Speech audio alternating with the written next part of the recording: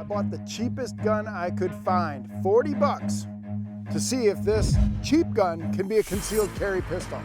But before we talk about this Brico 5.9 made by Jennings, I want to tell you we got a gun giveaway going on. It's happening right now. It's going to end really soon, so click the link in the description down below to find out which brand new gun you could win. Now, let's talk about the Jennings Brico 5.9. That is not a stovepipe. I'm using that as a chamber flag because there is not even any way to lock this slide to the rear. The gun is that cheap. There's nothing on there that allows me to, no slide lock, nothing. So, truth be told, after I paid 40 bucks for the gun, I did have to go back online and buy a parts kit for about $100 to make sure the safety was functioning. I wanted a fully functioning gun to make sure that we could test this to see if the cheapest, worst, terrible POS is effective for concealed carry. So we're going to put it to the test. I'll tell you a little bit about the gun. 10 round double stack magazines, but it has the European style release on the bottom. So there's not even a mag release on the side of the gun. You got to push this backward to get the magazine out. And they're certainly not drop free. We'll shove a magazine up in here and show you what it takes to get that thing out. It is a gigantic pain to reload this gun. So you better make your 10 shots count. And what I want to test to see is if it will even shoot 10 in a row. It has a fixed barrel in here. It's not the tilting Browning style fixed barrel. It's not the tilting Browning style moving barrel. It is a fixed barrel, which sometimes improves accuracy. And I'm thinking with this, we're going to need all the help we can get. But it makes it a little bit more difficult to take down.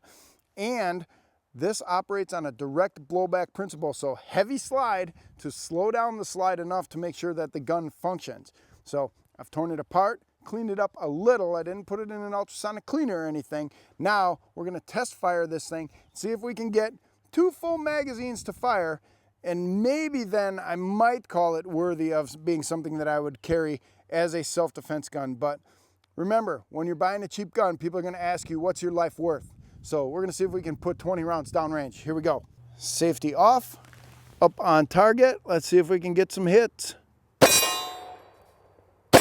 Well, it's shooting, and it shot twice and did not go all the way into battery. There we got a failure to feed. The round ejected. It is a failure to feed. Let's do a tap, rack, and that's not working here. Rack. And that's not working there. So typically we call this a magazine problem. So when you have a problem with your gun, wow, the rounds just, look at that. They just nosedived in there. That was garbage. So let's clear the chamber and insert a new magazine and see what we got downrange. 1, 2, 3, I missed, 4, and check it out. This looks like a magazine problem, like the magazine is not holding the rounds properly. Might be that it's a cheap magazine, might be that it's a cheap gun or an old magazine. Maybe a new magazine would help us out. Let's remove the source of ammo, clear the malfunction, insert, rechamber. Now, you don't want to be removing the magazine. Now we seem to be working. Okay, again, no last round hold open. You saw me shooting there. Completely not comfortable gun to shoot. Check out the bite on my hand already. And that's not really from the slide, I don't think. We got some oil coming out of there. It is just not comfortable all the way around. Let's remove this source of magazine. Double check, clear. There's still a few rounds in this magazine, 1 or 2. I'm gonna put them in, put them down range. And maybe it was just a matter of being dirty. And there, again, no last round hold open. This gun is functioning. There we are, clear. It might simply be a matter of me tearing this thing down, and let's see if I can actually make it range safe here. my dropping around in as my chamber flag. The recoil spring on this is incredibly heavy because it is just a direct blowback function there.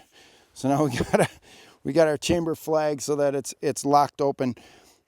Not comfortable to shoot, not by any means what I would call reliable at all.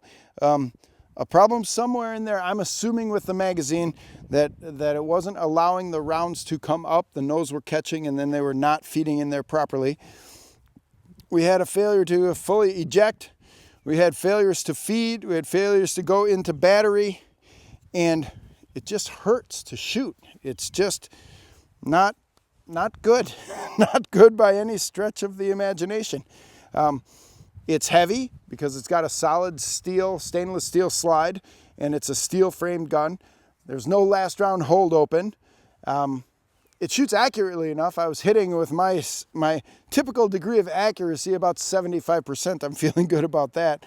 The safety, not what I would call perfect engagement. The safety engages, but you don't really feel it. The detent is very, very weak.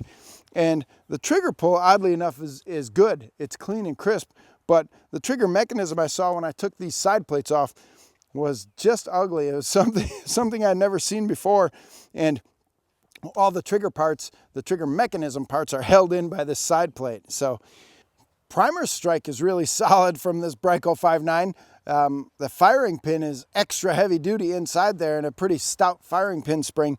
It's when the rounds go into the chamber, the firing pin hits them hard enough to make them go off. The trouble we had was getting rounds into the chamber and then back out of the chamber. Got a few more rounds in the magazine. Let's take this thing downrange and try the 100-foot shot, see if I can hit that orange crush bottle or something even close to it. The sights on this are what we would just call rudimentary, but it is a poor workman who blames his tools. So I'm going to point this gun at the target and I'm going to gently squeeze the trigger and we're going to see if I can hit that soda bottle. All right, the range is hot. And we're going to count on this fixed barrel to really do a number for us. Here we go. I missed. And we had a failure to feed. Let's see if we can, well, we'll get the magazine out of the way. So we have ourselves, in effect, a single shot. And I better hit something this time because I don't think it's going to fire again. Oh, it was so close.